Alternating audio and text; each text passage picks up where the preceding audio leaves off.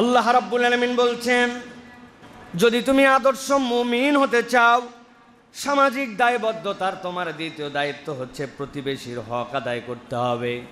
যার মধ্যে প্রতিবেশীর হক আদায়ের মেন্টালিটি নাই, যার দ্বারা প্রতিবেশী কষ্ট পায়, আল্লাহ রাব্বুল আলামিন নবীকে দিয়ে বলছেন, আপনি জানায় দেন এই ব্যক্তি এখন পর্যন্ত ঈমানদার হতে পারে নাই।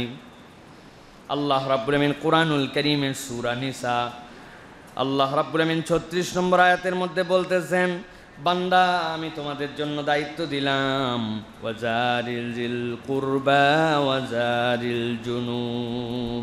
আল্লাহ রাব্বুল আলামিন পড়োশী যাদের আছে, ওই পড়োশী এবং যারা প্রতিবেশী আছে তাদের ক্ষেত্রে আল্লাহ রাব্বুল আলামিন দায়িত্ব দিয়েছেন। নবী আকরাম সাল্লাল্লাহু আলাইহি সাল্লাম বলছেন, আমাকে পড়োশীর হক এতবার করে বলতে শুরু করলেন জিবরাইল আমিন, আমি হঠাৎ করে ভাবতে শুরু করলাম, না জানি আমার সম্পদে বোধহয় আমার প্রতিবেশীর জন্য মিরাস নামার সম্পদ দেওয়ার বিধান চলে আসতে পারে। আল্লাহ নবী সাল্লাল্লাহু আলাইহি ওয়াসাল্লাম বলছেন, এতবার জিবরাইল আমাকে বলেছেন পড়োশীর হক।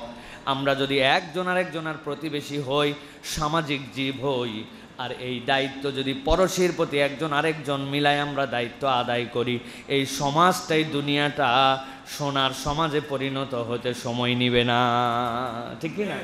আমি আমার প্রতিবেশীর হক আদায় করি, আরেকজনের প্রতিবেশীর হক আদায় করে, এটা যদি আমরা করি তাহলে আল্লাহ রাব্বুল আলামিন আমাদের জন্য এই সমাজটাকে সুন্দর বানায় দিবেন। নবীজি বলছেন, ঈমানদার নয় সে ব্যক্তি যার প্রতিবেশী তার অনিষ্ট থেকে নিরাপদ নয়।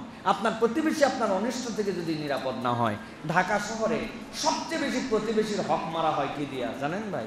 সানসেট ঠেলে দিয়া, বাউন্ডারি ওয়ালটা একটুখানি 4 আঙ্গুল বাড়ায় দিয়া, জালনাটার দিক থেকে আপনার নিচতলা পর্যন্ত ঠিক আছে, দোতলার থেকে ঠেলতে ঠেলতে বিল্ডিং উপর দিকে বের হয়ে যায়, আছে না ভাই?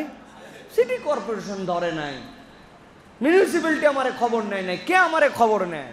আমি অপরের জমির উপরে 4 আঙ্গুল তুলে বাপের বেটা হয়ে গেছি, পড়োশিরও পাওয়ার নাই, সে আপনাকে বলতে পারে না। আমাদের ঢাকা শহরের এটা হচ্ছে একটা বিশাল বড় সমস্যা প্রিয় ভাইরা। দ্বিতীয়, একজন আরেকজনের খবর রাখে না। পড়োশির সাথে পড়োশির যে খবর রাখা, একজনের আরেকজনের সাথে খবর রাখা, এই খবর রাখার দিনটা ফুরায় গেছে। আগে কিছু রান্না হলেই মা পাঠায় দিতেন, নতুন কিছু আসলেই কাঁঠাল আমাদের বাড়িতে খোলা হয়েছে, আর কাঁঠালের কোনো একটা বাটি কোয়াতে করে অপর বাড়িতে পাঠানো হয় নাই, এটা আমার স্মৃতিতে নাই। যতবার কাঁঠাল খোলে আমার বাড়িতে 3টা, শহরের মধ্যে 3টা কাঁঠালের গাছ, 3 ধরনের কাঁঠালের গাছ, যতবার আম্মা কাঁঠাল খুলছে কারো না কারো বাড়িতে পাঠাইছে। পাট শাক রান্না করছে, আমারে দিতে বলছে, আমি নিয়ে যাবই না, তিতা জম্মের তিতা, মানুষ পাট শাক পড়োশি বাড়ির দেয় নাকি? এটা লজ্জা শরম আছে? কয় তোরে এত লজ্জা পাইতে কে বলছে? ব্যাককল, আমার বাড়িতে আজকে প্রথম পাট শাক রান্না হয়েছে, পাশের ভাবি জানি পাট শাক পছন্দ করে, তুই দিয়ায়। এই যে আমাদের মধ্যে খোঁজ খবর নেওয়ার টেন্ডেন্সি ছিল, এখন এইটা কমতে কমতে একই অ্যাপার্টমেন্টের মধ্যে পাশাপাশি ফ্ল্যাটে থাকে, একজন আরেকজনকে 3 বছর 4 বছর চেনে না, আছে না? আপনি আছে বলেন আর না বলেন, আমি যা বলতেছি উইথ এভিডেন্স।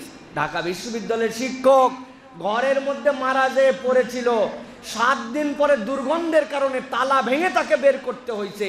পাশের ফ্ল্যাটওয়ালা জানেই না যে ওই ফ্ল্যাটে উনি মরে আছে না বেঁচে আছে, অথচ 2 জনের সাথে যদি গভীর সম্পর্ক থাকতো, ফজরে 2 পরিবার থেকে নামাজে যায়, মাগরিবে 2 দিন দেখলাম না, কি ব্যাপার? এই বাড়িতে কোনো সারা শব্দ নাই, কোথাও গেলে বলে যায় পাশের বাড়িতে যে ভাই আমি কিন্তু যাচ্ছি, আপনি একটু দেখে রাখেন।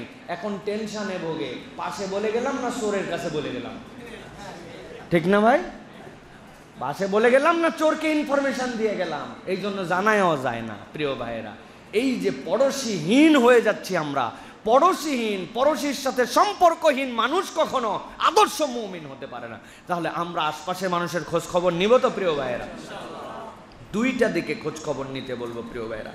প্রতিবেশী যদি অসুস্থ হন বিশেষ করে, তাহলে তাদের জন্য ঔষধ, খাদ্য, চিকিৎসা, এই ক্ষেত্রে আমাদের একটু সহযোগিতার মন মানসিকতা নিতে হবে। এখন সমাজ বাস্তবতায় দুনিয়া অ্যাডভান্স, সবসময় সর্বক্ষেত্রে সব কিছু পারা যায় না, কিন্তু যদি অসুস্থতার খবর পান, আপনি আর ডান বাম দেখবেন না, অন্তত তার খোঁজ খবর নেবেন। হতে পারেন তিনি মিলিয়নিয়ার, কিন্তু আপনি তার পড়োশী, আপনি তার একটু খোঁজ খবর নেবেন। আর 2 নম্বর, যে এলাকায় যদি কোনো সংকট দেখা দেয়, অনেক সময় আসে না, আমার পড়োশি বিপদে পড়ে গেছে, তার ফেভার করার মতো কেউ নাই, আপনি চিন্তা করছেন ভাই হুদা মিশা ঝামেলার মধ্যে জড়ানোর দরকার কি না। আপনি যদি তার ন্যায্য দাবি আদায়ের উদ্ধারে তাকে একটু সাহচর্য দেন, সাহস দেন, তাহলে আপনি উত্তম পড়োশি হিসেবে বিবেচিত হবেন, আল্লাহর কাছে মুমিনের দপ্তরে আপনার নাম উঠে যাবে। সুবহানাল্লাহ।